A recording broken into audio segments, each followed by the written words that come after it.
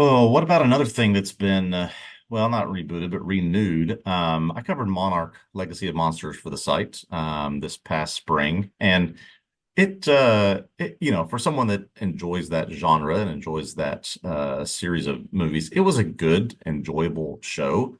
It has been renewed for season two, which doesn't surprise me. What does surprise me is that this spinoff show is apparently spinning off other things from Yeah, it. and I spin guess off the it was spin off. popular enough to get more monster content out there when, I thought maybe this show would just about cover it, but nope, we're getting more monsters, more Monsterverse. We just got a new movie that came out, so this is going to happen in perpetuity, I guess. Yeah, I guess I think they have a winner and they can spin Yeah, out more TV shows and have this whole broader kind of monsterverse thing. It's always a wrinkle though if it connects to films as well, yeah, you've got a yeah. difficulty, you know. I've not seen the Godzilla Kong movie that came out a couple of weeks ago. Apparently, there are references to it, but it's like, well, we got to try to force something in there to make sure that these things connect and they're not separate entities. Again, I've not seen it, but that's the what I've heard about the connection to the show.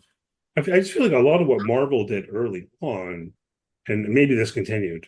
Longtime listeners of the program will know that I stopped watching Marvel stuff.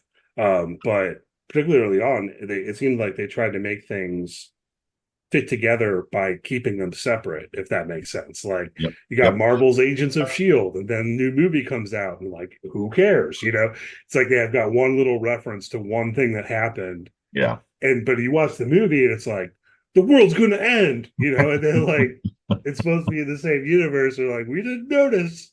Yeah. Aren't you the super spy agency? Well, we were fighting the smaller villain. We were Yeah. busy, so how you The manage that complicated kind of thing stuff. about this show, the first season of Monarch, was it decided to go back in time and tell a story in between the Godzilla 2014 movie and the next one that came out, Kong Skull Island and then Godzilla King of the Monsters. And so it forced this story into this timeline in the past. And sort of smart viewers of the movies realized there was never anything about this in the subsequent movies after this timeline. And so I don't know how they'll revisit that, but some things about it worked, some things about it didn't. Yeah, you just risk creating certain tensions and things like that, and maybe it's fun. Maybe it's fun.